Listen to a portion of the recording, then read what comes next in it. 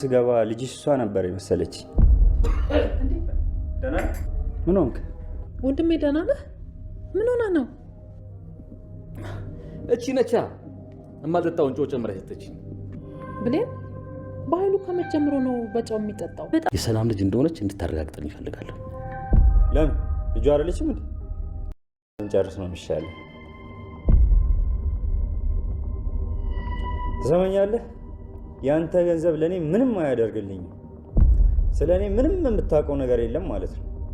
ባንተ ተራ ገንዘብ የምገዛ ሸቀጥ አይደለሁ። ለነገሩ ይሄ ዶሮ ጭንቅላት ከዚህ ውጪ ምንም ማሰብ አይችልም። ምን ማድረግ ነው? እንዴት ነው የምታስበው? የምልክልህ ደግሞ ምንም ማለት ሰላም እንደሆነች መዳፊ ነው ያለው። ደደብ ነው። ሚልክን እያከክ ትኖራታለህ። ደደብ ነች። አንዳንዴ እውነት እየቆየች እየፈነደቀች ትወጣለች። እውነት አትበጠስም፣ እውነት አትበሰብስም። እጅግ የሚገርምና የሚደንቅ ነገር ተፈጠረ። ዶክተሩ ብርህን ቀቅለ ብላው፣ ይህ የዶሮ ቅንጭላትህን አንተ አስተሳሰብ ዜሮ ነው። ምን ያህል ክፋትና ተንኮል ቢኖርህ ነው በእህት ላይ ይሄን ያህል ግፍ ሲለው አቶ በኃይሉን የምሰጠኝን ብር ቀቅለ ብላው፣ ገንዘብ የሚገዛኝ ያንተ ብር የሚሸጠኝ ሙያ አይደለም ያስኩት፣ ቃል የገባውለት እስከ ዘላለም የምታመንለት ላገለግለው የታመንኩለት ማህበረሰብ ነው። ምን ያህል ክፉ ብትሆን ነው በዚህ ያህል ልክ ሲል ጋሽ ዶክተር ለጋሽ በኃይሉ አዋረደው። እጅግ የሚገርምና የሚደንቅ ነገር ዶክተሩ እኔ ወደዚህ ቤት ስገባ እቺ አገልጋይሽ ወይም ብሌን የምትያት ነበር የመሰለችኝ ልጅሽ ሲላት፣ አቶ በኃይሉ የጠጣው ቡናው ወደ ውስጥ የገባው ወደ ላይ ወጥቶ ትናለው። ፈስ ያለበት ዝላ አይችልም። እጅግ የሚገርምና የሚደንቅ ነገር። በጣም አስተዋይ ዶክተር ነው። ነገሮቹ አሁን እንቆቅልሹ እየተፈቱለት ነው። አቶ በኃይሉን ግን ይህንን ወጥመድን ለማለፍ ሜቢ በቤተሰቦች ሂዶ ሊያስፈራራው ይችል እንደሆን እንጂ በዚህ ደረጃ በፍጹም እንደማይቀይረው እያረጋገጠ ነው። ሰላም የተከበራችሁና የተወደዳችሁ ውድ ቤተሰቦቼ ሰላማችሁ ይብዛለኝ። ፕሌስ ለቤት አዲስ የሆናችሁ ደግሞ አድርጉኝ። ተወዳጁ አደራ ዛሬ ማጓጊና ልብ አንጠልጣይ እንደሆነ ቀጥሏል። ዶክተሩ ምን አይነት ውሳኔ ይወስናሉ? አቶ በኃይሉም ነገሮችን እጁን አጣጥፎ ዝም አይልም እያለ ነበረ። እንግዲህ አቶ በኃይሉ የሚያደርገው ቅጥ አምባሩ ጠፍቶታል። ወንጀሉ እየተጋለጠ ሀቁ እየወጣ ነው። በስተመጨረሻም እንግዲህ የዳግም አባት የወይዘሮ ገነት ባለቤት አቶ ሰለሞን አንተ የገደልከው ነው የሚለውን ዜና ከሰማ በኋላ መቆሚያ መቀመጫ አጥቶ ሲንቀጠቀጥ ነበረ። ወይዘሮ ሰላምም ከኋላው ሂዳ ከባድ ወንጀል የሰራህ ትመስላለህ፣ እኔ ያንቺ ወንድም ምን ምሰራ ይመስልሻል? በአባባ ምልልሻለሁ ብሎ ቅቤ ምላሱን ሲዘረጋ ቃል እናንተ የደበቃችሁ ነገር አለ። እውነቴን ነው በኃይሉ ውስጥ የሚነግረኝ ከባድ ነገር ደብቃችሁ እየተጫወታችሁብኝ እንደሆነ ነው። የጊዜ ጉዳይ ነው እንጂ እውነታው መውጣቱ አይቀርም፣ ሀቁ መፈንዳቱ አይቀርም ስትል አስረግጣ ነግረዋለች። አቶ በኃይሉ ነገርየው ግራ ጋብቶታል። የእውነት ሰላም እውነታውን እየተረዳች ሀቁ እየወጣላት ነው ሲል በጣም እርግጠኛ ሆኗል። ግን ይህንን ወጥመድ እንዴት ልለፈው፣ ይህንን እውነታ እንዴት ልቅበረው በማለት ነው አሁን እየተርበደበደ ያለው።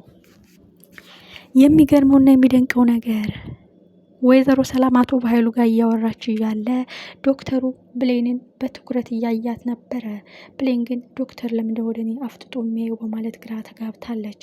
ቃል ፈስ ያለበት ዝላ አይችልምና ምነው አፈጠጥክ? አንተ እኮ የወንድ ነገር ስሜታችሁ ከባድ ነው ስትለውም ዝም ብለሽ ያልተወራልሽን አታውሬ፣ ነገሮች እንደሱ አይደለም ልጇ እሷ ናት በማለት እንግዲህ ይናገራል። ያልተባልከውን ያልተጠየቅከውን አዘርግፍ፣ ያልተባልከውን አትለፍልፍ በማለት ቃል እንግዲህ ነገርየውን ታጠመዝዘዋለች።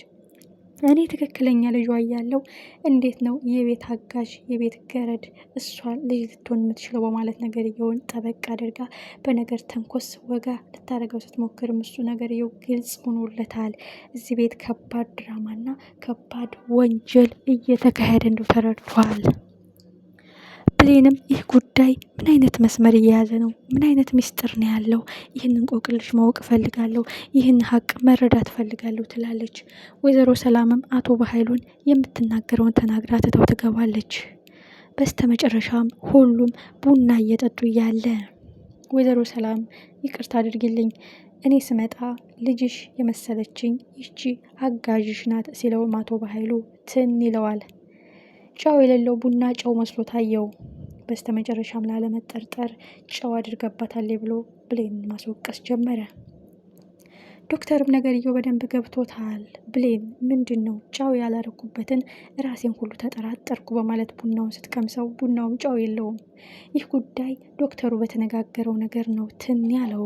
ስለዚህ የተደበቀ የተዳፈነ ሚስጥር አለ። ዶክተሩ እንዳለው እኔ የሰላም ልጅ ነኝ እንዴ?